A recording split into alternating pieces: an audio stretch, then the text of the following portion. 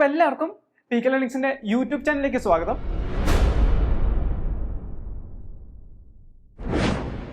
നിങ്ങൾ ഓൾറെഡി നമ്മുടെ special ടോപ്പിക്കിന്റെ classes എല്ലാം കണ്ടുകൊണ്ടിരിക്കുകയാണ്. അപ്പം എക്സസൈസിന്റെ ക്ലാസ്സുകൾ നിങ്ങൾ കണ്ടു, വളരെ ഉപകാരപ്രദമായെന്ന് ഒരുപാട് സ്റ്റുഡൻസ് വിളിച്ചിരുന്നു. അപ്പോൾ അതുപോലെ തന്നെ നമ്മൾ കറന്റ് CPOയുടെ ക്ലാസ്സസും പോയിക്കൊണ്ടിരിക്കുകയാണ്. ദെൻ ഇപ്പം നമ്മൾ ഫയർഫോഴ്സിന്റെ ഒരു സ്പെഷ്യൽ ടോപ്പിക്കിന്റെ സെഷൻ നമ്മൾ സ്റ്റാർട്ട് ചെയ്യുവാണ്. ഇന്ന് മുതലായിരിക്കും നമ്മൾ ആ ഒരു സെഷൻ സ്റ്റാർട്ട് ചെയ്യുന്നത്. നിങ്ങൾക്ക് ഇനി ഒരു മാസം ഉള്ളൂ എക്സാമിന് എന്നറിയാം. അപ്പോൾ അതുകൊണ്ട് തന്നെ നമ്മൾ ഒരുപാട് ഡീറ്റെയിലിങ്ങിലോട്ടല്ല പോകുന്നത്. നമ്മൾ ഇത് എന്താ ചെയ്യുന്നതെന്ന് വെച്ചാൽ PYQs അനലൈസ് ചെയ്തിട്ട് ആ ഒരു PYQസിൻ്റെ ഒരു ബ്രേക്ക് ഡൗൺ കാര്യങ്ങൾ കൊണ്ടുവന്ന് അതുമായിട്ട് ബന്ധപ്പെട്ടിട്ടുള്ള കൺസെപ്റ്റ് കാര്യങ്ങൾ ഇതെല്ലാമായിരിക്കും നമ്മളപ്പം ഈ ക്ലാസ്സിലൂടെ നിങ്ങൾക്ക് ഡിസ്കസ് ചെയ്യുന്നത്. അതുപോലെ തന്നെ നമുക്ക് ഈ ഒരു ക്ലാസ്സസ് ഏതാണ്ട് ഒരു 8-9 ക്ലാസ്സസ് ഉണ്ടാവുള്ളൂ. ഒരുപാട് ഹെക്റ്റിക് ആയിട്ട് നിങ്ങളെ ബുദ്ധിമുട്ടിക്കുന്നില്ല. 8-9 ക്ലാസ്സുകൾ. ഇത്രയും ക്ലാസ്സുകളിലൂടെ തന്നെ നിങ്ങൾക്ക് എന്താണ് നമ്മൾ തരുന്നത്, PYQസുമായിട്ടുള്ളൊരു പരിചയം തരുന്നുണ്ട്. അതുപോലെ തന്നെ അതുമായിട്ട് റിലേറ്റ് ചെയ്തിട്ടുള്ള കൺസെപ്റ്റ്സ്, പിന്നെ അതുമായിട്ട് ബന്ധപ്പെട്ടിട്ട് ഇനിയും ചോദിക്കാൻ സാധ്യതയുള്ള ക്വസ്റ്റ്യൻസ്. ഇപ്പോൾ ഉദാഹരണത്തിന് നിങ്ങൾക്ക് ഈ ഫയർ ട്രയാങ്കിൾ എന്നൊരു കൺസെപ്റ്റ് നിങ്ങൾക്ക് പഠിക്കാനുണ്ട്. അപ്പോൾ ഈ ഫയർ ട്രയാങ്കിൾ മാത്രമല്ല നമ്മൾ ഡിസ്കസ് ചെയ്യുന്നത്, അതോടൊപ്പം ഫയർ ടെട്രാഹെഡ്രൺ ചിലപ്പോൾ ചോദിച്ചേക്കാം. അപ്പം അങ്ങനെയുള്ള കാര്യങ്ങളെല്ലാം ആയിരിക്കും നമ്മൾ ഡിസ്കസ് ചെയ്യുന്നത്. അപ്പോൾ നമ്മൾ ഈ ഫയർഫോഴ്സിൻ്റെ അല്ലെങ്കിൽ ഫയർമാൻ ഫയർ വുമൻ്റെ സ്പെഷ്യൽ ടോപ്പിക്കിൽ ഇന്ന് നമ്മൾ സ്റ്റാർട്ട് ചെയ്യുന്നത് ഫയർ എന്നൊരു ടോപ്പിക്ക് ബേസ് ചെയ്തിട്ടാണ്. ഇപ്പോൾ നിങ്ങൾക്ക് അറിയാവുന്ന പോലെ തന്നെ എത്രയാണ്, ഇപ്പോൾ ബോർഡിൽ കാണുന്ന പോലെ തന്നെ 9 മാർക്കിനാണ് ഈ ഒരു ടോപ്പിക്ക്. അതുപോലെ തന്നെ ബാക്കി നോക്കുമ്പോഴേക്കും നമുക്ക് അതാണ് താഴെ നമുക്ക് ഫസ്റ്റ് എയ്ഡ് കാണുന്നുണ്ട് അല്ലേ, താഴെ ഫസ്റ്റ് എയ്ഡ് കാണുന്നുണ്ട്. ഫസ്റ്റ് എയ്ഡും എത്ര മാർക്കിനാണ്, 9 മാർക്കിന് തന്നെയാണ്. പിന്നെ IT ആക്ടിൻ്റെ ക്ലാസ് വരുന്നുണ്ട്. ഈ IT ആക്ടിൻ്റെ ക്ലാസ് ഓൾറെഡി നിങ്ങൾക്ക് കോഴ്സ് ഓൾറെഡി തന്നിട്ടുണ്ട്. ഫ്രീ ആയിട്ട് തന്നെ നിങ്ങളുടെ യൂട്യൂബ് ചാനൽ അവൈലബിൾ ആണ്, പ്ലേലിസ്റ്റിലുണ്ട്. അപ്പോൾ കാണാത്തവർ തീർച്ചയായിട്ടും അത് കാണുക. അപ്പോൾ ഇതിനോടൊപ്പം തന്നെ നിങ്ങളെ വേറൊരു കാര്യം സന്തോഷത്തോടെ നമ്മൾ അറിയിക്കുകയാണ്. അതായത് നമ്മുടെ 10th ലെവൽ ബാച്ച് നമ്മൾ സ്റ്റാർട്ട് ചെയ്യാനൊരു പ്ലാനിലാണ്. നമ്മൾ ഒരു വളരെ അടുത്ത് തന്നെ നമ്മൾ ആ ഒരു ബാച്ച് സ്റ്റാർട്ട് ചെയ്യും. ഞങ്ങൾക്കറിയാം നിങ്ങൾ യൂണിഫോം പോസ്റ്റിന് വേണ്ടി തന്നെയാണ് പഠിക്കുന്നതെന്ന്. പക്ഷേ യൂണിഫോം പോസ്റ്റ് ഇഷ്ടമില്ലാത്ത നിങ്ങളുടെ കുറച്ച് ഫ്രണ്ട്സൊക്കെ ഉണ്ടാവും, അല്ലെങ്കിൽ നിങ്ങളെ റിലേറ്റീവ്സ് ആരെങ്കിലും ഒക്കെ ഉണ്ടാവും. അപ്പോൾ അവർക്ക് നമ്മുടെ പ്ലാറ്റ്ഫോം തന്നെ സജസ്റ്റ് ചെയ്യുക, PK ലേണിംഗ്സിൻ്റെ. അപ്പോൾ നമ്മുടെ ക്ലാസ്സസ് തുടങ്ങുന്ന സമയത്ത് പോസ്റ്റേഴ്സ് കാര്യങ്ങളൊക്കെ വരുമെങ്കിലും നിങ്ങൾക്ക് അതിൻ്റെ ഡീറ്റെയിൽസ് അറിയാനായിട്ട് നമ്മുടെ ആ ഒരു ഡിസ്ക്രിപ്ഷനിൽ കാണുന്നൊരു നമ്പറുണ്ട്, കസ്റ്റമർ കെയർ നമ്പറാണ്. അതിൽ വിളിച്ചാൽ അതിൻ്റെ ഒരു ലേറ്റസ്റ്റ് ആയിട്ട് ഉള്ള ഇൻഫർമേഷൻസ് കാര്യങ്ങൾ കിട്ടും. പിന്നീട് നിങ്ങളെ അത് അപ്ഡേറ്റ് ചെയ്തുകൊണ്ടിരിക്കും കേട്ടോ. അപ്പോൾ അതുകൊണ്ട് നിങ്ങൾക്ക് ആ നമ്പറിൽ ഒന്ന് കോൺടാക്ട് ചെയ്ത് ഇൻഫർമേഷൻസ് തിരക്കാവുന്നതാണ്. അപ്പോൾ നമ്മൾ പറഞ്ഞുകൊണ്ടിരുന്നത് ഏതാണ്, മാർക്ക് ഡിസ്ട്രിബ്യൂഷൻസ് കാര്യങ്ങളാണ്. അപ്പോൾ നിങ്ങളത് കണ്ടു. അപ്പോൾ നമ്മൾ ഇനിയിപ്പം ഏതിലേക്കാണ് പോകുന്നത്, സിലബസ് നമുക്ക് ജസ്റ്റ് ഒന്ന് അനലൈസ് ചെയ്യാം. നിങ്ങളെല്ലാം സിലബസ് കണ്ടിട്ടുണ്ടാവും, അറിയാം. പക്ഷെ എന്നാലും നമ്മൾ ജസ്റ്റ് ഒന്ന് നോക്കുകയാണ്. അപ്പം എന്താണ് ഇതിനകത്ത് ഫസ്റ്റ് വരുന്ന ബേസിക് കൺസെപ്റ്റ്സ് കാര്യങ്ങളാണ് അല്ലേ. അതായത് എന്താ, താപം, താപനില, അതുപോലെ തന്നെ നമ്മൾ നേരത്തെ പറഞ്ഞു ജ്വലന ത്രികോണം അല്ലേ, ജ്വലന ത്രികോണം, അഗ്നി ത്രികോണം. നിങ്ങളൊക്കെ അറിയുന്നത് എങ്ങനെയായിരിക്കും, ഫയർ ട്രയാങ്കിളിനായിരിക്കും. അപ്പോൾ ഈ മൂന്ന് രീതിയിലും ഇതിനെ പറയുന്നുണ്ട്. അപ്പം ഇത്രയും നമ്മൾ അവിടെ ഡിസ്കസ് ചെയ്യുന്നുണ്ട്. അപ്പോൾ അതിന് ശേഷം താഴത്തേക്ക് വരുമ്പോൾ നിങ്ങൾക്ക് നോക്കി അറിയാം ഏതാണ് വരുന്നത്, chemistry of heat and combustion. അപ്പോൾ ഈ ഒരു പോർഷൻ നമ്മൾ ഡിസ്കസ് ചെയ്യുന്നുണ്ട്. ഇതിനകത്ത് PYQs എല്ലാം വെച്ചിട്ട് നമ്മൾ ഡിസ്കസ് ചെയ്യുന്നുണ്ട്. അതായത് ഇതിനകത്ത് നമ്മൾ എന്താണ് വരുന്നത്, ഉത്പാദനം, അതുപോലെ താപശേഷി, വിശിഷ്ട താപശേഷി, ഇതുപോലെയുള്ള കാര്യങ്ങളെല്ലാം നമ്മൾ ഡിസ്കസ് ചെയ്യുന്നത് ഇതിലൂടെയായിരിക്കും. അതുപോലെ തന്നെ അതിൻ്റെ താഴെ വരുമ്പോഴത്തേക്കും ഫയർ എക്സ്റ്റിങ്ഷൻ കാര്യങ്ങൾ. ഇപ്പോൾ ഫയർ എക്സ്റ്റിങ്ഷൻസ് പറയുമ്പോൾ അതിൻ്റെ രീതികൾ കാര്യങ്ങൾ, ഇപ്പോൾ സ്മോദറിംഗ് എന്ന് നമ്മൾ പറയും, സ്റ്റാർവേഷൻ എന്ന് പറയും. ഇതെല്ലാം നമ്മളവിടെ ഡിസ്കസ് ചെയ്യും. പിന്നെ നമ്മളതിൻ്റെ ഒരു ഡിഫറെൻറ്റ് ടൈപ്സ്, ഇപ്പോൾ ഫയർ എക്സ്റ്റിങ്വിഷറിൻ്റെ ഡിഫറെൻറ്റ് ടൈപ്സ് കാര്യങ്ങളെല്ലാം നമ്മൾ ഈ ഒരു ഫയർ എന്നൊരു പോർഷനിൽ നമ്മൾ ഡിസ്കസ് ചെയ്യും. ഇത് കൂടാതെ തന്നെ നമ്മൾ ഇന്നത്തെ ക്ലാസ് സ്റ്റാർട്ട് ചെയ്യുന്നത് ബേസിക് ഫാക്റ്റ് വെച്ചിട്ടായിരിക്കും. അപ്പം നമ്മുടെ ഇതിന് മുന്നത്തെ എക്സാംസിനൊക്കെ ചോദിച്ചിട്ടുണ്ട്. അത് നമ്മൾ ക്ലാസ്സിലേക്ക് വരുമ്പോൾ നമ്മൾ ആ ഒരു പോർഷൻ നമുക്ക് നോക്കാം. പിന്നെ നമ്മൾ ഫസ്റ്റ് എയ്ഡിൻ്റെ കാര്യത്തിലോട്ട് വരുമ്പോഴത്തേക്ക് അതാണ് നമ്മൾ നോക്കുന്നത്. ഒന്ന് ഫസ്റ്റ് എയ്ഡ് തന്നെ, നിങ്ങൾക്ക് അറിയാവുന്ന ഫസ്റ്റ് എയ്ഡ്, അതുമായിട്ട് ബന്ധപ്പെട്ടിട്ടുള്ള സ്ഥാപനങ്ങൾ, വ്യക്തികൾ, അതുപോലെ തന്നെ ഈ ഫസ്റ്റ് എയ്ഡ് ഏതൊക്കെ സന്ദർഭങ്ങളിലാണ് കൊടുക്കേണ്ട എന്നുള്ള കാര്യങ്ങളെല്ലാം നമ്മൾ നോക്കുന്നുണ്ട്. അതായത് നമുക്ക് ഇപ്പം ഫയർഫോഴ്സിനെ സംബന്ധിച്ച് ഇപ്പം എന്താണ്, പാമ്പ് കടിയേക്കുന്ന സമയത്ത്, അല്ലെങ്കിൽ മുറിവേൽക്കുന്ന സമയത്ത്, അല്ലെങ്കിൽ രക്തസ്രാവം ഉണ്ടാകുന്ന സമയത്ത്, അല്ലെങ്കിൽ ശ്വാസതടസ്സം ഉണ്ടാകുന്ന സമയത്ത്, ഈ ഒരു സമയങ്ങളിലൊക്കെ ഏത് തരത്തിലുള്ള ഫസ്റ്റ് എയ്ഡ് ആണ് കൊടുക്കേണ്ടത് എന്നുള്ളതൊക്കെ നമ്മൾ ഡീറ്റെയിൽ ആയിട്ട് ഡിസ്കസ് ചെയ്തു. പിന്നെ ബാക്കിയുള്ള ഒരു സ്പെഷ്യൽ ടോപ്പിക്സിനെ കമ്പയർ ചെയ്യുമ്പോൾ ഇത് അത്ര ഡിഫിക്കൽട്ട് ആയിട്ടുള്ളൊരു സ്പെഷ്യൽ ടോപ്പിക് ഇല്ല. വളരെ ഈസി ആയിട്ട് നമുക്ക് ലോജിക്കലി തന്നെ നമുക്ക് ആൻസർ ചെയ്യാവുന്ന കൈൻഡ് ഓഫ് സ്പെഷ്യൽ ടോപ്പിക്കാണ്. ഓക്കെ, നമുക്ക് ആക്ടുകളോ കാര്യങ്ങളോ, ഇപ്പോൾ നമ്മൾ ഇപ്പം കേരള പോലീസിൻ്റെ CPO ആണ് നമ്മൾ എഴുതുന്നെങ്കിൽ നമ്മൾ എന്താണ് KP ആക്ട് നമ്മൾ അറിഞ്ഞിരിക്കണം. അത് കൃത്യമായിട്ട് ആക്ടുകൾ അറിഞ്ഞിരിക്കണം. അല്ലെങ്കിൽ നമ്മൾ അതിനകത്ത് തന്നെ BNSS ഇതെല്ലാം നമ്മൾ വളരെ കൃത്യമായിട്ട് അറിഞ്ഞിരിക്കണം. പക്ഷേ ഇത് നമുക്ക് അങ്ങനെയല്ല. നമുക്ക് അത്യാവശ്യം ഒരു ലോജിക്കും അത്യാവശ്യം നമുക്ക് ആ ഒരു കാര്യങ്ങളൊക്കെ അറിയാമെങ്കിൽ നമുക്ക് ആൻസർ ചെയ്യാവുന്നതാണ്. പ്ലസ് എന്താണ്, ഇതിനകത്ത് ചില ആപ്ലിക്കേഷൻസ് കാര്യങ്ങളും നമുക്ക് ഈ ക്ലാസ്സുകളിലൂടെ നിങ്ങൾക്ക് തരുമ്പോൾ നിങ്ങൾക്ക് ഒരു ആൻസറിലേക്ക് എത്താനായിട്ട് ഒരു പെർഫെക്റ്റ് ആയിട്ടുള്ള ഒരു റൂട്ട് നിങ്ങൾക്ക് കിട്ടും. അപ്പോൾ ഇന്നത്തെ ക്ലാസ്സിൽ നമ്മൾ ഡിസ്കസ് ചെയ്യുന്നത് ഏതാണ്? ബേസിക് ഫാക്ടറാണ് കേട്ടോ. ബേസിക് ഫാക്ടറിലാണ് ഡിസ്കസ് ചെയ്യുന്നത്. അപ്പോൾ നിങ്ങൾ ചോദിക്കും, ഇത് നമ്മുടെ സിലബസിൽ കണ്ടില്ലല്ലോ. ശരിയാണ്, നമ്മുടെ സിലബസിൽ ബേസിക് ഫാക്ട് കൊടുത്തിട്ടില്ല. പക്ഷേ എന്താണ് സംഭവിച്ചിട്ടുള്ളത്? 2022 ഒരു മെയിൻസ് നടക്കുന്ന സമയത്ത് അന്നും ഇതേ സെയിം സിലബസ് തന്നെയാണ്. അപ്പം ആ ഒരു സമയത്ത് ബേസിക് ഫാക്ടിൽ നിന്നൊരു ക്വസ്റ്റ്യൻ വന്നിരുന്നു. അപ്പോൾ ആ ക്വസ്റ്റ്യൻ ആണ് നിങ്ങൾക്ക് ഇപ്പം ബോർഡിൽ കാണാൻ പറ്റുന്നത്. അപ്പോൾ ഈ ക്വസ്റ്റ്യൻ നമുക്ക് ഒന്ന് സോൾവ് ചെയ്യാം. ഓക്കെ, അപ്പോൾ ബേസിക് ഫാക്ട്. അപ്പോൾ ഇതിനോടൊപ്പം തന്നെ നമ്മൾ എന്ത് പഠിക്കുന്നുണ്ട്? ഇതുമായിട്ട് ബന്ധപ്പെട്ടിട്ടുള്ള മറ്റ് ബേസിക് ഫാക്ടുകളായിരിക്കും ഇന്നത്തെ ക്ലാസ്സിൽ നമ്മൾ നോക്കുന്നത്. അപ്പം നമുക്ക് ആ ക്വസ്റ്റ്യൻ ഒന്ന് നോക്കാം. നിങ്ങൾക്ക് ബോർഡിൽ കാണാം. ക്വസ്റ്റ്യൻ എങ്ങനെയാണ്?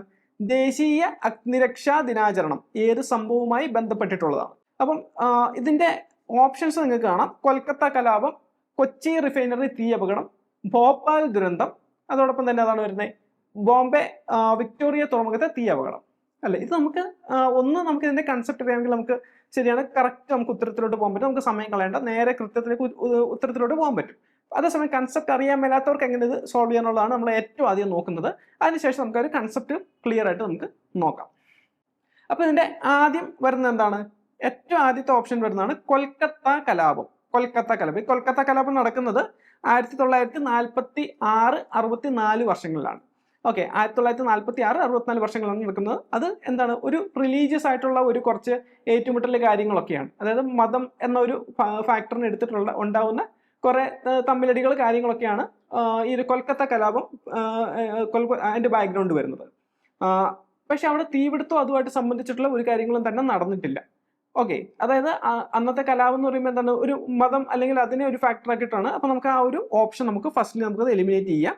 രണ്ടാമത്തെ ഓപ്ഷൻ വരുന്നത് കൊച്ചി റിഫൈനറി തീ അപകടം. ഓക്കെ, കൊച്ചി റിഫൈനറി തീ അപകടം നിങ്ങൾക്ക് അറിയാം, പേര് കാണുന്ന പോലെ നമുക്ക് എന്താണ് അതിൽ തീ അപകടം എന്നൊരു ഫാക്ടർ അതിൽ കൊടുത്തിട്ടുണ്ട്. പക്ഷേ എന്താണ്, ഒരു റീജിയണലായിട്ട് നടന്ന സംഭവമാണ്. മാത്രമല്ല ഇത് വലിയൊരു ദുരന്തത്തിലോട്ട് പോയിട്ടില്ല. അല്ലെങ്കിൽ അതിനത്രയും അതിന് പ്രസക്തിയുണ്ട് സംസ്ഥാനത്തിനകത്ത്, നമ്മൾ കേരളത്തിനകത്ത് പ്രസക്തിയുണ്ട്. പക്ഷെ എന്താണ് അതിന്റെ പ്രസക്തി എന്ന് നമുക്ക് ക്ലാസ്സിലൂടെ നമുക്ക് നോക്കാം. പക്ഷെ കറന്റ് എന്താണ്, കൊച്ചി റിഫൈനറി അപകടം ഒരു റീജിയണൽ ആയിട്ടൊരു ഇഷ്യൂ ആണ്. അപ്പം ക്വസ്റ്റ്യൻ വന്നിരിക്കുന്നത് ദേശീയ അഗ്നിരക്ഷാ ദിനാചരണമാണ്. അപ്പൊ അതും നമുക്ക് എന്ത് ചെയ്യാം, അവിടെ നമുക്ക് എലിമിനേറ്റ് ചെയ്ത് കളയാം. അടുത്ത് വരുന്നത് ഭോപ്പാൽ ദുരന്തമാണ്. 1984 ഭോപ്പാലിൽ നടന്ന ഒരു ഇൻസിഡന്റ് ആണ്. അപ്പൊ ഇതിന്റെ പ്രധാന കാരണം എന്ന് പറഞ്ഞാൽ എന്താണ്? ഗ്യാസ് ലീക്കേജ് ആണ്, വിഷവാതകത്തിന്റെ ഒരു ലീക്കേജ് ആണ്. മീഥൈൽ ഐസോസൈനേറ്റ് ലീക്കേജ് നടക്കുന്നു. ആ സമയത്ത് ആരാണ് ആദ്യം ഫോർഫ്രണ്ടിൽ വരുന്നത്? മെഡിക്കൽ ടീമും അതുപോലെ തന്നെ ടെക്നിക്കൽ ടീംസും ഒക്കെ വന്നിട്ടാണ് ഇത് സോൾവ് ചെയ്യുന്നത്. സോ അത് നമുക്ക് എലിമിനേറ്റ് ചെയ്യാം. നമുക്ക് ആൻസർ വരുന്നത് അപ്പോൾ ബോംബെ വിക്ടോറിയ തുറമുഖത്തെ തീ അപകടമാണ് നമുക്ക് അവിടെ ആൻസർ ആയിട്ട് വരുന്നത്. ഓക്കെ, അപ്പൊ നമുക്ക് ആൻസർ ആയിട്ട് വരുന്നത് ബോംബെ വിക്ടോറിയ തുറമുഖത്തെ തീ അപകടമാണ്. അപ്പം ഇതിന്റെ എന്തുകൊണ്ടാണ് ഈ ബോംബെ വിക്ടോറിയ തുറമുഖത്തെ തീ അപകടത്തെ ദേശീയ അഗ്നിരക്ഷാ ദിനാചരണമായിട്ട് ആചരിക്കുന്നതെന്ന് നമുക്കൊന്ന് നോക്കാം. നിങ്ങൾക്കറിയാം, ആ ദിനം ദേശീയ അഗ്നിരക്ഷാ സേനാ ദിനം വരുന്നത് എന്താണ്? ഏപ്രിൽ 14 തീയതിയാണ് ദേശീയ അഗ്നിരക്ഷാ ദിനമായിട്ട് വരുന്നത്. ഏപ്രിൽ 14 തീയതിയാണ്. അപ്പൊ ഇതിന് ആസ്പദമായ ഒരു സംഭവം എന്ന് പറഞ്ഞാൽ 1944 ഏപ്രിൽ 14. അപ്പൊ ഈ ഒരു സമയത്ത് ബോംബെ തുറമുഖത്ത്, വിക്ടോറിയ തുറമുഖത്ത് നിർത്തിയിട്ടിരുന്ന ഒരു കപ്പല് SS ഫോർട്ട് സ്റ്റിക്ന എന്നൊരു കപ്പൽ എന്ത് ചെയ്യുന്നു? തീപിടുത്തം ഉണ്ടാകുകയാണ്. ഓക്കെ, ഇതുമായിട്ട് ബന്ധപ്പെട്ടിട്ട് അഗ്നിശമന സേനാംഗങ്ങൾ അവിടെ എത്തുന്നു. ഈ കപ്പലിൽ കയറി ആ ഒരു അഗ്നിശമന എന്നൊരു ജോലിയിൽ ഏർപ്പെടുന്ന സമയത്ത് തന്നെ വൻ സ്ഫോടനങ്ങൾ കാര്യങ്ങളൊക്കെ ഉണ്ടാകുകയാണ്. അപ്പം ഇതിന്റെ ഫലമായിട്ട് എന്താണ് സംഭവിക്കുന്നത്? ഒരുപാട് പേർക്ക് അവിടെ ജീവൻ നഷ്ടപ്പെടുന്നുണ്ട്. ഒരു 59ഓളം അഗ്നിശമന സേനാംഗങ്ങൾ അവിടെ ജീവൻ നഷ്ടപ്പെടുന്നുണ്ട്. അതിന്റെ കാരണം എന്ന് പറഞ്ഞാൽ നിർത്തിയിട്ടിരിക്കുന്ന ആ ഒരു കപ്പലിൽ സ്ഫോടക വസ്തുക്കളാണ് നിറച്ചിട്ടിരുന്നത്.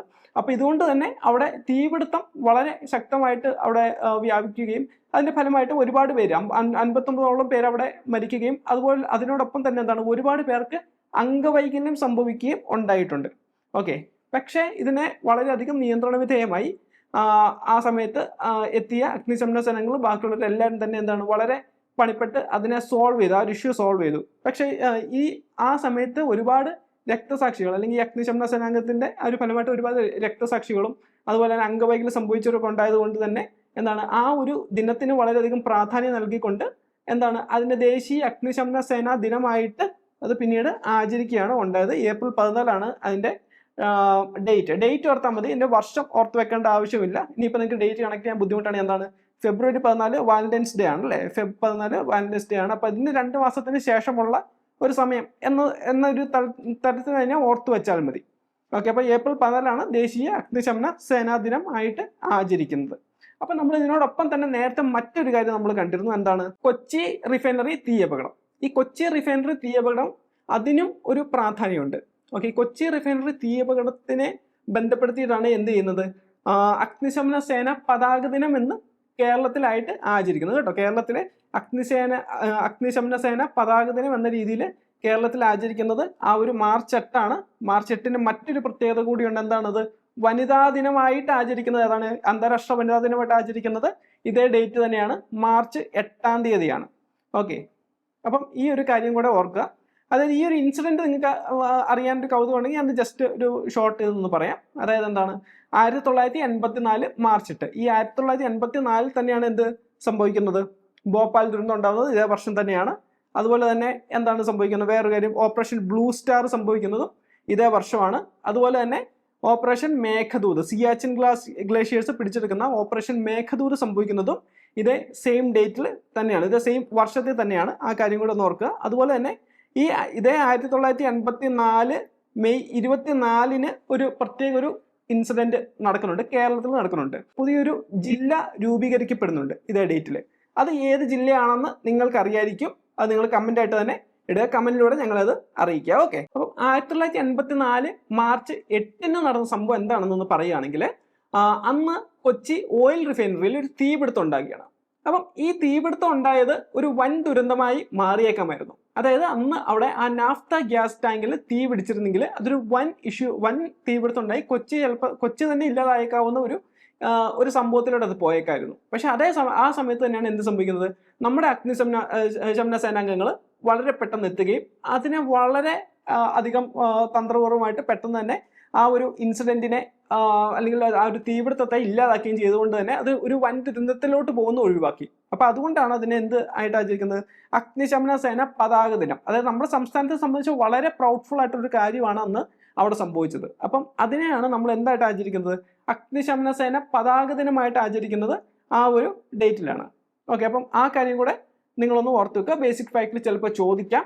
അതായത് ആ ഒരു ഡേറ്റ്, ഇപ്പൊ അഗ്നിശമന സേന പതാക ദിനം എന്നാണ് എന്ന് ബേസിക് ഫാക്ടിൽ നമുക്കൊരു ക്വസ്റ്റ്യൻ ഇടണമെങ്കിൽ ആ ഒരു ക്വസ്റ്റ്യൻ ഇടാം. അപ്പൊ ആ ഒരു കാര്യം ഒന്ന് മനസ്സിലേക്ക് വെക്കുക കേട്ടോ. അപ്പം ഇതിനകത്ത് ഏറ്റവും നമുക്ക് ഇമ്പോർട്ടൻ്റ് ആയിട്ട് പറയേണ്ട ഒരു കാര്യമാണ്, അതായത് കേരള ഫയർ ആൻഡ് റെസ്ക്യൂ സർവീസിനെ പറ്റിയാണ് നമ്മൾ പറയുന്നത്. അത് നമുക്ക് എന്നാണ് കേരളം രൂപീകരിക്കപ്പെട്ടതെന്ന് നിങ്ങൾക്കറിയാം. ഏത് വർഷമാണ്? 1956. ഓക്കെ, നമുക്കിതിലെ ഫസ്റ്റ് പോയിന്റ് തന്നെ നിങ്ങൾക്ക് കാണാം. 1956 എന്ത് സംഭവിക്കുന്നത്, കേരളം രൂപീകരിക്കപ്പെടുന്നത് അല്ലെ. കേരള സംസ്ഥാനം തന്നെ 1956 നവംബർ 1 നിങ്ങൾക്കറിയാം. അപ്പം ഈ ഒരു വർഷത്തിൽ തന്നെയാണ് എന്ത് വരുന്നത്, കേരള ഫയർ സർവീസ് നിലവിൽ വരുന്നത്. ഓക്കെ, കേരള ഫയർ സർവീസ് ഇപ്പോഴാണ് Kerala fire and rescue service എന്ന് പറയുന്നത്. അത് 2002 മുതലാണ്. അത് നമുക്ക് അതിലേക്ക് വരാം. അപ്പം അതുവരെ നമുക്കൊന്ന് നോക്കാം. അപ്പൊ 1956 എന്ത് സംഭവിക്കുന്നു, കേരള ഫയർ സർവീസ് നിലവിൽ വരുന്നു. അപ്പം നിങ്ങൾ ഓർക്കാം, ഇതിന് മുന്നേ എന്താ സർവീസുകളോ വേറെ ഒന്നും ഇല്ലായിരുന്നു, അല്ലെങ്കിൽ അതുവരെ എങ്ങനെയായിരുന്നു ഇതിന്റെ പ്രവർത്തനം എന്ന് എനിക്ക് ചിലപ്പോൾ കൗതുകം തോന്നാം. അപ്പൊ ആ ഒരു സമയത്ത് എന്താണ്, കേരള സംസ്ഥാനം രൂപീകരിക്കപ്പെട്ടിട്ടില്ല. ആ സമയത്ത് തിരുവിതാംകൂറിന് ഒരു ഫയർ സർവീസ്, അതുപോലെ കൊച്ചിക്ക് ഒരു ഫയർ സർവീസ്, മലബാറിന് ഫയർ സർവീസ്, ഇങ്ങനെ ഒരു 3 റീജിയണൽ ഫയർ സർവീസ് എന്നുള്ള രീതിയിൽ അന്ന് അവിടെ നിൽക്കുകയാണ്. അതായത് ആ ഒരു തിരുവിതാംകൂർ ഫയർ സർവീസും കൊച്ചിയുടെയും മലബാറിന്റെയും ഫയർ സർവീസ് എന്ന രീതിയിൽ നിൽക്കുകയാണ്. അപ്പൊ പിന്നീട് 1949 ആയതോടെ ഈ തിരുവിതാംകൂറിലെ ഫയർ സർവീസും കൊച്ചിയിലെ ഫയർ സർവീസും കൂടെ ഒന്നിക്കുകയാണ്. പിന്നീട് 1956 ആവുന്നതോടെ എന്ത് ചെയ്യുന്നു, തിരുവിതാംകൂറിലെ കൊച്ചിയിലെ ഒന്നിച്ച ഒരു ഫയർ സർവീസും മലബാറിലെ ഫയർ സർവീസും കൂടെ ചേർന്നിട്ട് കേരള ഫയർ സർവീസ് എന്ന് 1956 രൂപീകരിക്കപ്പെടുകയാണ്. ഓക്കെ, അപ്പം 1956 കേരള ഫയർ സർവീസ് വന്നത് അല്ലെങ്കിൽ നിലവിൽ വന്നത് എന്ന കാര്യം നിങ്ങൾക്ക് ഓർമ്മയിൽ ഉണ്ടാവണം. അപ്പം അതുപോലെ തന്നെ ഇതിനകത്ത് ഇമ്പോർട്ടൻ്റ് ആയിട്ട് അറിയേണ്ട ഒരു കാര്യമാണ്, 1962 കേരള ഫയർഫോഴ്സ് നിയമം നിലവിൽ വരുന്നത് എന്ന കാര്യം. 1962 കേരള ഫയർഫോഴ്സ് നിയമം നിലവിൽ വരുന്നത്. അപ്പം ഇതുവരെ, അതായത് ഇതിന്റെ ഫലമായിട്ട് എന്ത് സംഭവിക്കുന്നു, 1963 ഫയർഫോഴ്സ് നിയമം വരുന്നതിന്റെ ഫലമായിട്ട് എന്ത് സംഭവിക്കുന്നു, 1963 മുതൽ ഇതൊരു കേരള ഫയർഫോഴ്സ് ഡിപ്പാർട്ട്മെന്റ് എന്ന ഒരു വകുപ്പ് വരികയും അതിന്റെ കീഴിൽ ഈ കേരള ഫയർ സർവീസ് വരികയാണ് ചെയ്യുന്നത്. കേരള ഫയർഫോഴ്സ് ഡിപ്പാർട്ട്മെന്റും 1963 വരുന്നു. ഇതിന്റെ ഫലമായിട്ട് എന്ത് ചെയ്യുന്നു, കേരള ഫയർ സർവീസ് ഈ ഡിപ്പാർട്ട്മെന്റ് കീഴിൽ പ്രവർത്തിക്കുന്നു. ഇതുവരെ എന്താണ് സംഭവിച്ചതെന്ന് ചോദിച്ചാൽ, ഈ 1963 വരെ കേരള പോലീസിന്റെ കീഴിലാണ്, അല്ലെങ്കിൽ കേരള പോലീസിന്റെ ഒരു വിഭാഗമായിട്ടാണ് എന്ത് ചെയ്യുന്നത്, കേരള ഫയർ സർവീസ് പ്രവർത്തനം നടക്കുന്നത്.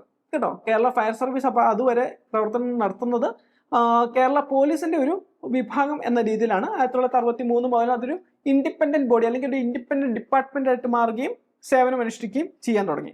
പിന്നീട് 2002 ആയതോടുകൂടി അതിനകത്ത് പുതിയൊരു ചേഞ്ച് കൊണ്ടുവരികയാണ്. അതായത് അവരുടെ പേരിനകത്ത് പുതിയൊരു ചേഞ്ച് കൊണ്ടുവരികയാണ്. അതുവരെ ഇത് അറിയപ്പെട്ടത് എങ്ങനെയാണ്? കേരള ഫയർ സർവീസ് എന്നറിയപ്പെട്ട ഈ ഡിപ്പാർട്ട്മെന്റ് പിന്നീട് ഈ നെയിമിന്റെ ഒരു അപ്ഡേഷൻ കൊണ്ടുവന്നിട്ട് Kerala fire and rescue services എന്ന രീതിയിൽ ഇതിനെ പുനർനാമകരണം ചെയ്യുന്നുണ്ട്. അപ്പൊ ഇതെങ്ങനെ എന്നു മുതലാണ് ഈ ഒരു പുനർനാമകരണം വന്നതെന്ന് ചോദിച്ചാൽ ആ വർഷം 2002 ആണ്. 2002 ആ ഒരു പുനർനാമകരണം ചെയ്തത്. അതിന്റെ കാരണം എന്ന് വെച്ചാൽ അവര് അഗ്നിശമന സേന മാത്രമല്ല, അല്ലെങ്കിൽ അഗ്നിശമനം മാത്രമല്ല അവർ ചെയ്യുന്നത്, അത് കൂടാതെ തന്നെ അവർ ചെയ്യുന്ന മറ്റ് സർവീസാണ് എന്ത്, രക്ഷാപ്രവർത്തനം കാര്യങ്ങൾ. രക്ഷാപ്രവർത്തനം അപകടം ഉണ്ടാകുന്ന ഒരു സ്ഥലത്ത് വന്നിട്ട് അവിടെ എത്രയും പെട്ടെന്നുള്ള ഒരു ദ്രുതകർമ്മ ഓപ്പറേഷൻസ് എന്ന രീതിയിൽ തന്നെ അവരത് ചെയ്യുന്നുണ്ട്. അപ്പൊ ആ രീതിയിലുള്ള അവരുടെ പ്രവർത്തനങ്ങളെല്ലാം കണക്കിലെടുത്തിട്ട് എങ്ങനെയാണ് അവർ പേര് മാറ്റുന്നത്? കേരള ഫയർ, അതിന്റെ കൂടെ തന്നെ എന്ത് ചെയ്യുന്നു, റെസ്ക്യൂ സർവീസ് എന്നൊരു നെയിമും കൂടെ, അല്ലെങ്കിൽ ആ ഒരു ടൈറ്റിലും കൂടെ അവരുടെ ആ ഒരു കേരള ഫയറിന്റെ കൂടെ അവർ ചേർക്കുകയാണ്. അപ്പൊ അങ്ങനെ കേരള ഫയർ റെസ്ക്യൂ സർവീസ് എന്നറിയുന്നത് 2002 മുതലാണ്. അതുപോലെ തന്നെ അവരുടെ ആ ഒരു മേധാവി, ഈ മേധാവി 2015 വരെ അറിയപ്പെട്ടുകൊണ്ടിരുന്നത് എങ്ങനെയാണ്? കമാൻഡന്റ് ജനറൽ എന്നാണ് അറിയപ്പെട്ടുകൊണ്ടിരുന്നത്. പിന്നീടാണ് അതിന് 2015 മുതലാണ് ഡയറക്ടർ ജനറൽ എന്നൊരു പോസ്റ്റ് വരുന്നത്. അതായത് ഡയറക്ടർ ജനറൽ ഓഫ് പോലീസിന് ഇക്വലന്റ് ആയിട്ടുള്ളൊരു പോസ്റ്റാണ് ഡയറക്ടർ ജനറൽ ഓഫ് ഫയർഫോഴ്സ്. അതിനൊപ്പം തന്നെ ഏതൊക്കെയാണ്? ഹോം ഗാർഡ്, സിവിൽ ഡിഫൻസ്, ഇതൊക്കെ അതായത് നമ്മളിപ്പം വഴിയിൽ കാണാറുണ്ട് അല്ലേ, ഹോം ഗാർഡ് എന്നെഴുതി. ഇപ്പോൾ സൈഡിൽ KPക്ക് പകരം ഹോം ഗാർഡ് എന്നെഴുതിയ സർവീസ് ചെയ്യുന്ന ഓഫീസേഴ്സ് നമ്മൾ കാണാറുണ്ട്. അവർ ശരിക്കും എന്താണ്, അവർ ആർമിയിൽ നിന്നും അതുപോലെയുള്ള ഫോഴ്സിൽ നിന്നൊക്കെ റിട്ടയർ ആയവരാണ്.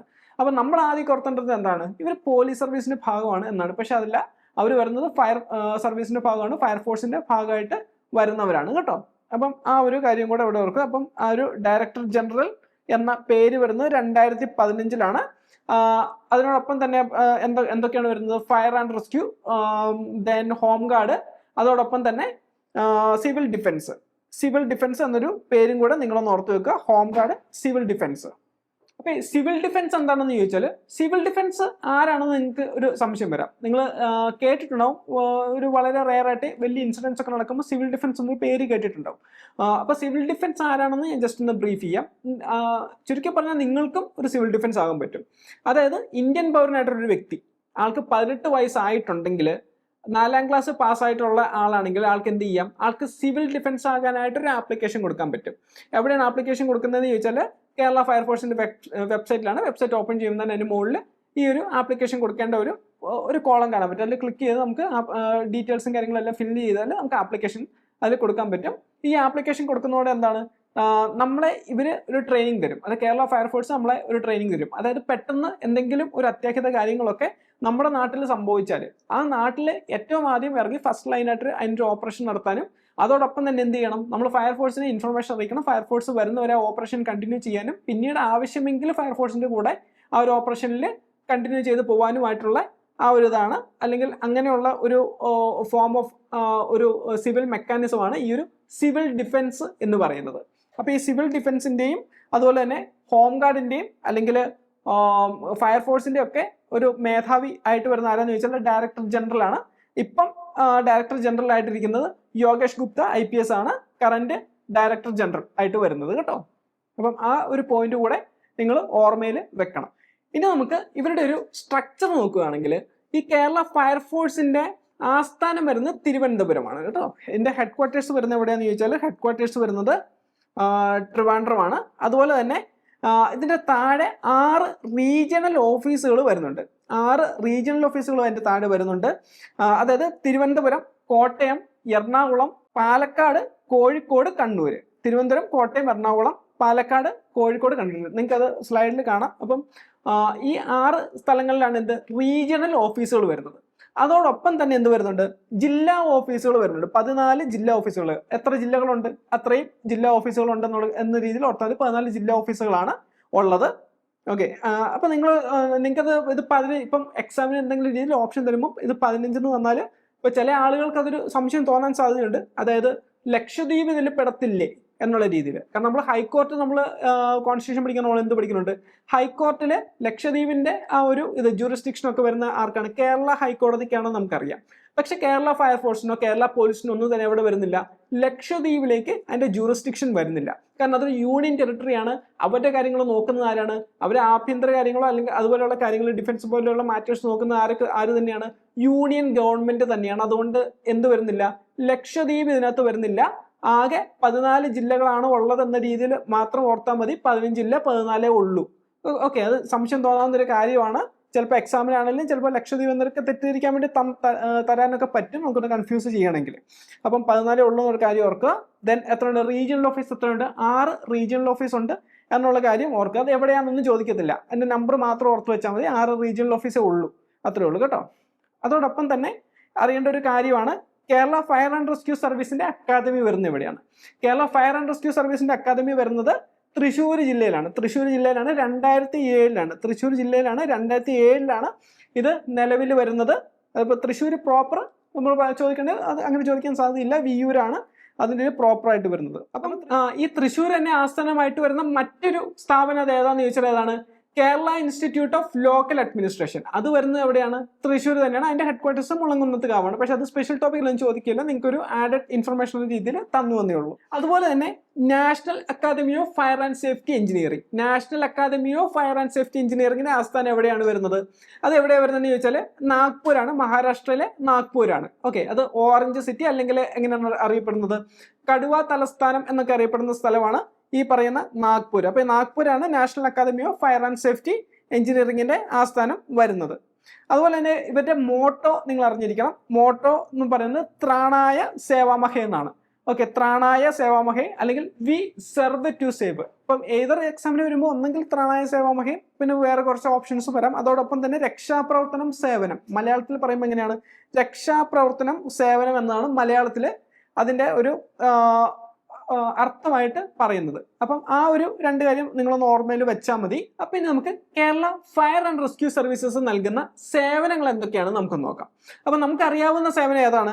അഗ്നിശമന സേവനം നമുക്കറിയാം, നമ്മൾ നേരത്തെ പറഞ്ഞു. അതുപോലെ തന്നെ എന്താണ്? രക്ഷാപ്രവർത്തനം എന്നൊരു സേവനം ഉള്ളതായിട്ട് നമ്മൾ പറഞ്ഞിട്ടുണ്ട്. ഓക്കെ, അത് നമ്മൾ ഓൾറെഡി പറഞ്ഞതാണ്. അതുപോലെ തന്നെ NOC എന്നൊരു സേവനമുണ്ട്. അതായത് NOC കൊണ്ട് ഉദ്ദേശിക്കുന്നത് ഇത്രേ ഉള്ളൂ, നമ്മളൊരു കെട്ടിടം പണിയുന്നു, അല്ലെങ്കിൽ ഒരു ഇപ്പോൾ ബഹുനില കെട്ടിടം അല്ലെങ്കിൽ ഇൻഡസ്ട്രിയൽ പർപ്പസിനായിട്ടുള്ള കെട്ടിടം, പെട്രോൾ പമ്പ്, ഇതുള്ള കാര്യങ്ങളൊക്കെ പണിയുമ്പം അവിടെ എന്ത് വേണം? NOC മേടിക്കണം. അതായത് കെട്ടിടങ്ങൾ പണിയുന്ന സമയത്ത് ഈ NOC തരുന്നത് എവിടെ നിന്നാണെന്ന് ചോദിച്ചാൽ അത് കേരള ഫയർ ആൻഡ് റെസ്ക്യൂ സർവീസിന്റെ ഓഫീസിൽ നിന്ന് തന്നെയാണ് അവർ തരുന്നത്. അതായത് അഗ്നിബാധ എന്ന ആ ഒരു ഘടകം ബാധിക്കാത്ത രീതിയിലാണോ നമ്മൾ പണിതിരിക്കുന്നത് എന്ന രീതിയിൽ, അതായത് ഷോർട്ട് സർക്യൂട്ടിന് വിധേയമായിട്ട് അവർ അതിന്റെ വയറിങ് കാര്യങ്ങൾ അല്ലെങ്കിൽ ബാക്കിയുള്ള കണക്ഷൻസ് ഇതെല്ലാം അവർ കറക്റ്റായിട്ട് അനലൈസ് ചെയ്യും, സ്ക്രൂട്ടിനി ചെയ്തിട്ട് എന്ത് ചെയ്യും? അവരതിനെ NOC പ്രൊവൈഡ് ചെയ്യുക. അതായത് ഇതിനെ ഒരിക്കലും ഒരു അപകടത്തിൽ പെടാത്ത രീതിയിലാണ് ഇത് പണിതിരിക്കുന്നത് എന്ന രീതിയിലുള്ള ഒരു സർട്ടിഫിക്കറ്റ് ആണ് ഈ ഒരു NOC കൊണ്ട് ഉദ്ദേശിക്കുന്നത്. അതുപോലെ തന്നെ ആംബുലൻസ് സർവീസസ്, വളരെ അത്യാവശ്യമായിട്ടുള്ള ഘട്ടങ്ങളിൽ ചെറിയൊരു ഫീ അടയ്ക്കുമ്പോൾ എന്ത് ചെയ്യും? അവർ ആംബുലൻസ് സർവീസ് പ്രൊവൈഡ് ചെയ്യും. അതുപോലെ തന്നെ സ്റ്റാൻഡ് ബൈ ഡ്യൂട്ടീസ് എന്ന് പറയും. അതായത് എന്തെങ്കിലും പരിപാടികൾ നടക്കുന്ന സമയത്ത്, ഇപ്പം ഉത്സവം, പെരുന്നാൾ പോലുള്ള കാര്യങ്ങളൊക്കെ നടക്കുമ്പോൾ നമുക്കറിയാം. അതുപോലെ തന്നെ വലിയ ഗാനമേളകൾ നടക്കുമ്പോൾ, അതുപോലെ തന്നെ ചില വിവാഹ ചടങ്ങുകളിൽ നമ്മൾ കണ്ടിട്ടുണ്ട്. ഇപ്പം അവിടെ ഫയർ എഞ്ചിൻ വന്ന് സ്റ്റാൻഡ് ബൈ ചെയ്യുന്നൊക്കെ കണ്ടിട്ടുണ്ട്. അപ്പോൾ ഇതെങ്ങനെയാണെന്ന് ചോദിച്ചാൽ നമ്മളൊരു അപേക്ഷ കൊടുത്തു കഴിഞ്ഞാൽ അതിനുള്ളൊരു ഫീയും നമ്മൾ കെട്ടിവെച്ചാൽ എന്ത് ചെയ്യും? ഫയർഫോഴ്സ് നമുക്ക് സ്റ്റാൻഡ് ബൈ ഡ്യൂട്ടി അവർ പ്രൊവൈഡ് ചെയ്യും. അപ്പം ഈ ഒരു സ്റ്റാൻഡ് ബൈ ഡ്യൂട്ടി അത് തീർച്ചയായിട്ടും ഹെൽപ്ഫുൾ ആണ്. കാരണം എന്തെങ്കിലും അപകടം സംഭവിച്ചു കഴിഞ്ഞാൽ നമ്മൾ ചെറിയ എമൗണ്ട് അടയ്ക്കുന്നുള്ളൂ. അതുകൊണ്ട് എന്താണ്? വലിയൊരു ദുരന്തം ഉണ്ടാകുന്നത് ഒഴിവാകാനായിട്ട് വളരെയധികം ഹെൽപ്പ് ചെയ്യും. അപ്പോൾ ആ ഒരു രീതിയിൽ ഇപ്പോൾ സ്റ്റാൻഡ് ബൈ ഡ്യൂട്ടീസ് ഉണ്ട്. അതുപോലെ വാഹന റിക്കവറി, ഇപ്പോൾ അപകടം നടക്കുന്ന സമയങ്ങളിൽ ചിലപ്പം ഫയർഫോഴ്സ് തന്നെയായിരിക്കും അവിടെ വാഹന റിക്കവറി നടക്കുന്നത്. പക്ഷെ ചില സമയങ്ങളിൽ ഇപ്പോൾ പ്രൈവറ്റ് വാഹനം അല്ലെങ്കിൽ ഗവൺമെന്റ് വാഹനം റിക്കവർ ചെയ്യാനുള്ള അധികാരം ആർക്കുണ്ട്? ഫയർഫോഴ്സിനുണ്ട്. പക്ഷെ അത് അപേക്ഷ കൊടുക്കുന്നയാൾ അത് പ്രോപ്പറായിട്ട് അപേക്ഷ കൊടുക്കുകയും അതോടൊപ്പം തന്നെ ഫയർഫോഴ്സ് പരിശോധിച്ച് അത് റീസണബിൾ ആണെന്ന് തോന്നിക്കഴിഞ്ഞാൽ അവർക്ക് ചെയ്യാവുന്ന ഒരു സർവീസാണ് എന്ത്? ഈ വാഹന റിക്കവറി. അതുപോലെ തന്നെ അടുത്താണ് ഇത് പ്രഷർ ടെസ്റ്റ്. അപ്പോൾ ഈ പ്രഷർ ടെസ്റ്റ് കൊണ്ട് ഉദ്ദേശിക്കുന്നത് എന്താണ്? ഇപ്പോൾ ഓരോ കൊമേഴ്ഷ്യൽ സ്ഥാപനങ്ങളായാലും അല്ലെങ്കിൽ ഇപ്പോൾ ചില വീടുകളിലൊക്കെ ആയാലും എന്തുണ്ട്? ഫയർ എക്സ്റ്റിങ്യൂഷർ ഒക്കെ ഉണ്ട്. പക്ഷേ ഈ ഫയർ എക്സ്റ്റിങ്യൂഷർ ഒരു പ്രത്യേകത ഉണ്ട്, അതിൻ്റെ ഒരു കാലാവധി കൊടുക്കും. ഇത്ര നാളാണ് അതിൻ്റെ കാലാവധി എന്ന രീതിയിൽ ഒരു കാലാവധി കൊടുക്കും. ഈ കാലാവധി പൂർത്തിയാക്കുന്ന സമയത്ത് നമ്മൾ എന്ത് ചെയ്യണം? കൊമേഴ്ഷ്യൽ സ്ഥാപനങ്ങളാണെങ്കിൽ തീർച്ചയായിട്ടും അവരത് തിരിച്ചു കൊണ്ട് ചെന്നിട്ട് അവരതിന് ഒരു റിന്യൂ ചെയ്യണം. ഈ റിന്യൂ ചെയ്യുന്ന സമയത്ത് അവരതിൻ്റെ പ്രഷർ ടെസ്റ്റ് നോക്കി ഇത് കറക്റ്റായിട്ട് യൂസബിൾ ആണ്, അല്ലെങ്കിൽ ഇതിനെ ഉപയോഗിക്കാൻ ഇനിയും സാധിക്കും എന്ന രീതിയിൽ, അല്ലെങ്കിൽ അതിന് എന്തെങ്കിലും കേടുപാടുകളുണ്ടെങ്കിൽ അത് മാറി അത് വേറൊരു രീതിയിൽ അതിനെ മോഡിഫൈ ചെയ്ത് അല്ലെങ്കിൽ പുതിയൊരു ഇതൊക്കെ കൊടുക്കും. അപ്പോൾ അതിന് വേണ്ടിയിട്ടാണ് ഈ പ്രഷർ ടെസ്റ്റ് നടത്തുന്നത്. ഇതും ഏതാണ്ട് 100 രൂപ ഫീ അടച്ചാൽ അവർ നൽകുന്ന ഒരു സർവീസാണ് ഫയർഫോഴ്സ് സ്ഥാപനങ്ങളിൽ നിന്ന്. ഇപ്പം സ്ഫോടക വസ്തുക്കൾക്കുള്ള ലൈസൻസ് എന്ന് പറയുമ്പോൾ എന്താണ്? അവിടെ സ്ഫോടനവുമായിട്ട് ബന്ധപ്പെട്ടിട്ടുള്ള കാര്യങ്ങൾ, ഇപ്പോൾ വെടിമരുന്ന് കാര്യങ്ങൾ, ഇതൊക്കെ വിൽക്കുന്ന കടകളുണ്ടാവും അല്ലെ, ഇപ്പോൾ പടക്കങ്ങളൊക്കെ വിൽക്കുന്ന കടകളുണ്ടാവും, അല്ലെങ്കിൽ ഇതിനെ ഉൽപ്പാദിപ്പിക്കുന്ന ആ ഒരു ഇൻഡസ്ട്രി കാര്യങ്ങളുണ്ടാവും. അപ്പം ഇതിനൊക്കെ വേണ്ടിയിട്ടുള്ള ഒരു ലൈസൻസ് പ്രൊവൈഡ് ചെയ്യണം. അതായത് നമ്മളിപ്പോൾ നിങ്ങൾ അബ്കാരി ആക്ടിന്റെ ക്ലാസ് കണ്ടിട്ടുണ്ടെങ്കിൽ അറിയാം, മദ്യം കൈവശം വെക്കാനായിട്ടുള്ള ലൈസൻസ് നൽകുന്ന അതോറിറ്റി ആരാണ്? എക്സൈസ് വകുപ്പാണ് വരുന്നത്. എന്ന് പറഞ്ഞ പോലെ തന്നെ ഇപ്പം സ്ഫോടക വസ്തുക്കൾക്കുള്ള ലൈസൻസ് നൽകുന്നത് ആരാണ്? അല്ലെങ്കിൽ ആ ഒരു വസ്തുക്കൾ കൈവശം വെക്കാനോ ഉൽപ്പാദിപ്പിക്കാനോ അല്ലെങ്കിൽ അതിന് പ്രൊഡക്ട്സ് വേറെ ഓരോ ക്രാക്കേഴ്സ് കാര്യങ്ങളൊക്കെ ഉണ്ടാക്കാനുള്ള ഇതാരാണ് തരുന്നത്? അത് തരുന്നത് ഈ ഒരു ഫയർ ഡിപ്പാർട്ട്മെന്റ് എന്നുള്ള ആ ഒരു പെർമിഷൻ തന്നെയാണ്, അല്ലെങ്കിൽ ലൈസൻസ് തന്നെയാണ്. അതുപോലെ തന്നെ ബോധവൽക്കരണ ക്ലാസ്സുകൾ ഇപ്പോൾ സ്കൂൾ കോളേജ് തലങ്ങളിൽ അല്ലെങ്കിൽ മറ്റ് സ്ഥാപനങ്ങളിലൊക്കെ എന്ത് ചെയ്യുന്നുണ്ട്? ഇവർ ബോധവൽക്കരണ ക്ലാസ്സുകൾ പ്രൊവൈഡ് ചെയ്യുന്നുണ്ട്. ഇപ്പം സർക്കാർ സ്ഥാപനങ്ങൾ അല്ലെങ്കിൽ സ്കൂളുകളിലൊക്കെ സൗജന്യമായിരിക്കും. അല്ലാത്ത സ്ഥലങ്ങളിൽ എന്ത് ചെയ്യണം? ചെറിയൊരു ഫീ കാര്യങ്ങളൊക്കെ അടയ്ക്കേണ്ടി വരും. അപ്പോൾ ഈ ബോധവൽക്കരണ ക്ലാസ്സുകളൊക്കെ പ്രൊവൈഡ് ചെയ്യുന്നത് ആരാണ്? ഈ ഫയർഫോഴ്സ് തന്നെയാണ്. അതുപോലെ തന്നെ പരിശീലനം നമ്മൾ നേരത്തെ കണ്ടു അല്ലെ, സിവിൽ ഡിഫൻസ്, അതുപോലുള്ള പരിശീലനങ്ങൾ നൽകുന്നതും ഒക്കെ കേരള ഫയർ ആൻഡ് റെസ്ക്യൂ സർവീസസിന്റെ ഡ്യൂട്ടിയാണ്. അതുപോലെ തന്നെ തീപിടുത്ത അപകട റിപ്പോർട്ട്. ഇപ്പം ഒരു കെട്ടിടം തീ പിടിക്കുന്നു, ഈ ഒരു സമയത്ത് എന്ത് ചെയ്യും? കേരള ഫയർഫോഴ്സ് ആണ് അവിടെ ഇത് പരിശോധിക്കുന്നത്. അവിടെ പരിശോധിച്ചിട്ട് ഇത് ഷോർട്ട് സർക്യൂട്ട് കൊണ്ടുണ്ടായ തീപിടുത്തമാണ്, അല്ലെങ്കിൽ മറ്റൊരാൾ മനഃപൂർവ്വ തീപിടുത്തം ഉണ്ടാക്കിയതാണ്, അല്ലെങ്കിൽ ഇൻഷുറൻസ് വെട്ടിക്കാനായിട്ട് ഉണ്ടാക്കിയ തീപിടുത്തമാണ് എന്നുള്ള രീതിയിൽ അത് എന്താണ് അവിടെ യഥാർത്ഥമായിട്ട് സംഭവിച്ചതെന്ന് വെച്ചാൽ അതിൻ്റെ ഒരു ഫൈനൽ റിപ്പോർട്ട് നൽകുന്ന അതോറിറ്റി ആരാന്ന് ചോദിച്ചാൽ അതും Kerala fire and rescue service തന്നെയാണ്. ഇതിനോടൊപ്പം തന്നെ ഇതിൽ പറഞ്ഞിട്ടില്ല, പക്ഷെ അതിൽ പറയേണ്ട ഒരു സർവീസ് ഉണ്ട്. അതാണ് എന്ത്? പമ്പിംഗ് സർവീസസ് കേട്ടോ. പമ്പിംഗ് സർവീസസ് ഇതിനോടൊപ്പം തന്നെ ഉള്ള ഒരു സർവീസാണ്. പമ്പിംഗ് സർവീസ് കൊണ്ട് എന്താണ് ഉദ്ദേശിക്കുന്നത് വെച്ചാൽ ഇപ്പം സിനിമ ഷൂട്ടിങ്, പ്രത്യേകിച്ച് സിനിമ ഷൂട്ടിംഗ് ഒക്കെ നടക്കുന്ന സമയങ്ങളിൽ നമ്മൾ കണ്ടിട്ടുണ്ട് അവിടെ ഈ മോസ്റ്റ്ലി ഫയർഫോഴ്സ് ആയിരിക്കും അവർ പമ്പിംഗ് കാര്യങ്ങളൊക്കെ നടത്തുന്നത്. അതായത് ഏതാണ്ട് ഇപ്പോൾ 15,000 റുപ്പീസാണ് അതിൻ്റെ ഒരു ദിവസത്തേക്ക് 24 മണിക്കൂറിലേക്കുള്ള ഈ ഒരു പേയ്മെൻറ്റ്. ആ ഒരു 15,000 റുപ്പീസ് നമ്മൾ പേയ്മെൻറ്റ് ചെയ്ത് കഴിഞ്ഞാൽ ഫയർഫോഴ്സ് ആ ഒരു സിനിമ സെറ്റിലേക്കുള്ള പമ്പിങ് കാര്യങ്ങളെല്ലാം ഒരു ദിവസത്തേക്കായിട്ട് നടത്തും. അപ്പോൾ ഇത് അവരുടെ ഒരു സർവീസാണ്. അതുപോലെ തന്നെ അതിനോടൊപ്പം ഉള്ള സർവീസസ് ആണ് എന്ത്? Ministers guest house. Okay, guest house എല്ലാം അവരുടെ മന്ത്രിമന്ദിരങ്ങൾ എന്ന രീതിയിൽ തന്നെ പറയും. മന്ത്രിമന്ദിരങ്ങൾ, അതുപോലെ തന്നെ രാജ്ഭവൻ, ഇവിടെയൊക്കെ കുടിവെള്ളം എത്തിക്കുന്ന ചുമതല ആർക്കാണെന്ന് ചോദിച്ചാൽ അത് ആർക്കാണ്? അതും ഈ കേരള ഫയർഫോഴ്സിന് തന്നെയാണ്. അതുപോലെ തന്നെ വളരെ അപകടം നടക്കുന്ന സാഹചര്യങ്ങളും ഫീസ് ഒന്നും വാങ്ങാതെ തന്നെ, വളരെ അപകടം നടക്കുന്ന സാഹചര്യങ്ങൾ അല്ലെങ്കിൽ ഉണ്ടായ സാഹചര്യങ്ങളിൽ ഫീ ഒന്നും വാങ്ങാതെ തന്നെ പമ്പിംഗ് സർവീസസ് എല്ലാം നടത്താനുള്ള ചുമതലയും ആർക്കുണ്ട്? കേരള ഫയർ ആൻഡ് റെസ്ക്യൂ സർവീസസിനുണ്ട്. ഇപ്പോൾ ഉദാഹരണത്തിന് പറയുവാണെങ്കിൽ ഏതെങ്കിലും ഒരു കിണറ്റിൽ ഒരാൾ വീണു, വലിയൊരു കിണർ ആൾ വീണു, ഒരുപാട് വെള്ളമുണ്ട്, അതിനകത്ത് ആളുകൾക്ക് ഇറങ്ങാൻ പറ്റുന്നില്ല, കാരണം ആ വെള്ളത്തിന്റെ പ്രശ്നം കൊണ്ടാണ് എന്ന് വിചാരിക്കുക. അപ്പോൾ അങ്ങനെയാണെങ്കിൽ എന്ത് ചെയ്യും? കേരള ഫയർഫോഴ്സ് കൊണ്ട് ഒരു മോട്ടർ വെച്ച് ഈ വെള്ളം എല്ലാം അടിച്ച് കളഞ്ഞിട്ടായിരിക്കും പിന്നെ ഒരു റെസ്ക്യൂ ഓപ്പറേഷൻസിലോട്ട് പോകുന്നത്. അപ്പോൾ ഇതുപോലുള്ള ഓപ്പറേഷൻസൊന്നും പേയ്മെന്റ് ഇല്ല, അല്ലാതെയുള്ള ഓപ്പറേഷൻസിനാണ് പേയ്മെന്റ് കാര്യങ്ങളൊക്കെ വരുന്നത്. അപ്പം ഇത്രയാണ് നമ്മൾ ഈ കേരള ഫയർ ആൻഡ് റെസ്ക്യൂ സർവീസസിന്റെ ക്ലാസ്സിൽ നമ്മൾ അവരുടെ ഒരു ബേസിക് ഫാക്ട് എന്ന രീതിയിൽ കണ്ടത്. നമ്മൾ ബേസിക് കൺസെപ്റ്റിലോട്ട് കടന്നിട്ടില്ല, ബേസിക് ഫാക്റ്റ് ആണ്. ഇതിൽ നിന്ന് ചോദ്യം വന്നിട്ടുള്ളത് കൊണ്ടാണ് നമ്മൾ ഈ ഒരു പോർഷൻ ഏറ്റവും ആദ്യമേ തന്നെ കവർ ചെയ്തത്. നമ്മൾ ഇനിയിപ്പോൾ അടുത്ത ക്ലാസ്സിൽ നമ്മൾ ബേസിക് കൺസെപ്റ്റ്സ് കാര്യങ്ങൾ, അതായത് ഹീറ്റ്, ടെമ്പറേച്ചർ, ഫയർ ട്രയാങ്കിൾ, ഇതൊക്കെ നമ്മൾ അടുത്ത ക്ലാസ്സോടുകൂടി നമ്മൾ നോക്കും. ഓക്കെ, അപ്പം എല്ലാവരും നന്നായിട്ട് പഠിക്കുക, കൃത്യമായിട്ട് തന്നെ ക്ലാസ്സസ് ഫോളോ ചെയ്യുക. അപ്പോൾ പലർക്കും ഉള്ളൊരു പ്രശ്നമാണ്, ആദ്യത്തെ ഒരു ഡേ ക്ലാസ് കാണും, പിന്നീടുള്ള ഡേ എന്ത് ചെയ്യും? അവർ ഉഴപ്പി ക്ലാസ്സുകൾ കാണാൻ സ്കിപ്പ് ചെയ്തൊരു പ്രവണത ഉണ്ടാവാറുണ്ട്. അപ്പോൾ അങ്ങനെയല്ല, കൃത്യമായിട്ട് ക്ലാസ്സുകൾ കാണുക. നമുക്ക് ഏതാണ്ട് 1 മന്തേ ഉള്ളൂ. ചെറിയൊരു സമയം നമ്മൾ നല്ല രീതിയിൽ ഇൻവെസ്റ്റ് ചെയ്ത് കഴിഞ്ഞാൽ തീർച്ചയായിട്ടും നമുക്ക് ഈ ഒരു സർവീസിലേക്കൊക്കെ എത്താൻ പറ്റും. അപ്പോൾ എല്ലാവരും നന്നായിട്ട് പഠിക്കുക. Thank you.